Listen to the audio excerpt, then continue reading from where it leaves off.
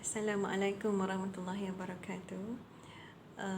Saya terpanggil untuk menyediakan video ini kerana apa yang telah saya alami. Bermula dengan vertigo. Saya telah menghidapinya selama 5 bulan sehingga ke saat ini, dan saya juga mengalami panic attack dan juga pada masa yang sama anxiety disebabkan oleh vertigo tersebut. Apa yang nak saya kongsikan adalah sesuatu yang kerana ianya sangat sukar, sangat sukar untuk pada peringkat permulaan sangat sukar bagi saya. Apabila pertama kali diserang oleh vertigo, saya tak dapat bangun, dan apabila tak dapat bangun, ianya berpusing dan saya cuba pegang kepala dan cuba fokuskan mata. Alhamdulillah, setelah saya tak ingat berapa lama ianya berlaku, dan saya dapat duduk dan minum air. Itu pertama kali diserang vertigo. Kemudian semenjak daripada itu, ianya menjadikan saya sangat ketakutan, sangat ketakutan, dan paling meruncing sekali apabila saya juga menghadapi panic attack. Maknanya panic attack ini berlaku, keadaannya tu sukar bernafas, sukar bernafas dan seolah-olah akan mati, dan ianya sangat membimbangkan diri saya sendiri kerana sebelum ini saya tak pernah mengalami keadaan begini. Alhamdulillah selama ini sihat, dan walaupun ada sakit demam dan sebagainya, tapi tidaklah menghadapi situasi yang begini. Dan saya mencuba pelbagai teknik. Saya belajar daripada YouTube, saya mendapatkan nasihat doktor, saya juga pergi kepada clinical psychologist yang dirujuk oleh doktor saya di tempat saya bekerja. Dan alhamdulillah setelah 5 bulan ini, ianya semakin saya dapati ianya semakin berkembang dengan baik. Walaupun tidak sepenuhnya lagi, kadang-kadang saya masih ada terasa sedikit detik-detik panic attack itu, dan juga masih terasa kadang-kadang kebimbangan.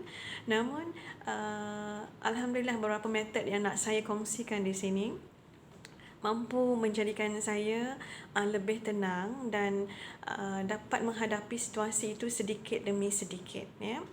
Yang pertama, apabila saya diserang, saya mendapat vertigo. Saya tak tahu nak guna terminologi apa, saya bukan seorang doktor perubatan.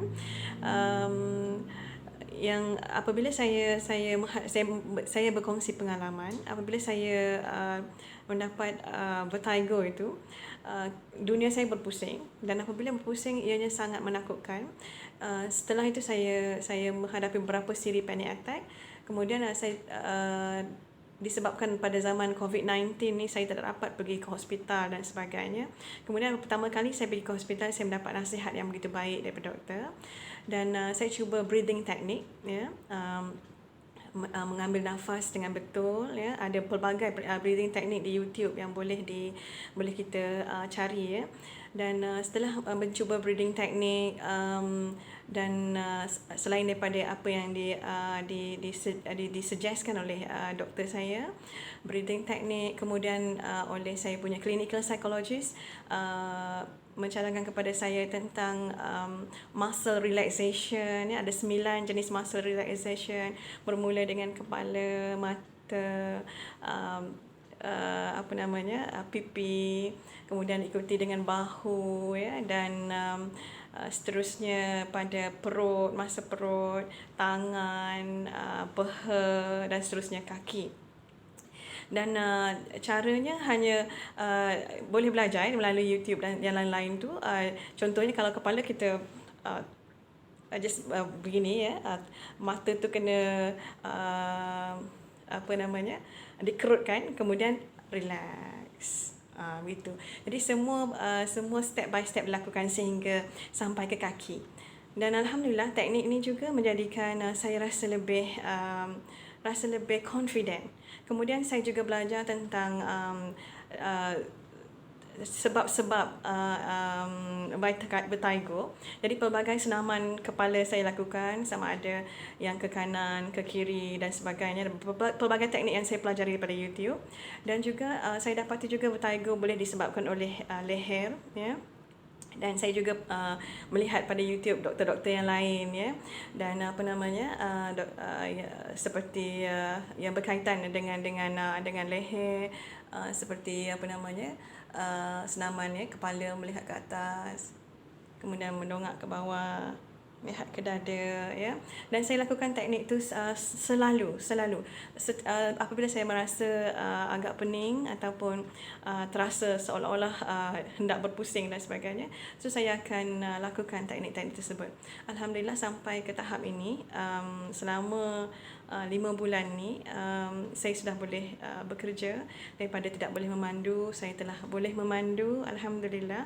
Dan dari segi sebagai seorang Muslim, saya juga melakukan terapi kepada diri sendiri selain daripada perkara-perkara yang wajib seperti solat, ya, berzikir, membaca Al-Quran, membaca al-maksurat pagi dan petang, dan juga saya juga mendengar, ya, surah Al-Baqarah, Ruqyah, ya. Apabila nak tidur ataupun di rumah, saya sentiasa pasang dalam keadaan yang sangat perlahan. Apabila nak tidur tu biar perlahan dan masuk ke telinga. Tekniknya begitu supaya kita bila orang yang menghadapi vertigo ataupun anxiety dan sebagainya ni, kita tak boleh dengar bunyi yang sangat kuat. Bila dengar bunyi yang sangat kuat, dia akan menjadikan kita lagi stressful, kita rasa lagi sakit kepala dan sebagainya. Jadi dengan kadar yang sangat perlahan, dan daripada situ kita, alhamdulillah, saya boleh pengalaman saya boleh tidur dengan nyenyak. Sebelum ini ada masalah tidur dan sebagainya, dan alhamdulillah ianya berkembang dengan baik. Walaupun saya tidak sepenuhnya lagi orang kata apa, sepenuhnya sihat, tetapi perkembangan ini sangat baik, alhamdulillah. Dan saya share tips-tips ini, mudah-mudahan semua yang sakit akan sihat dan beroleh kesembuhan, insya-Allah. Assalamualaikum.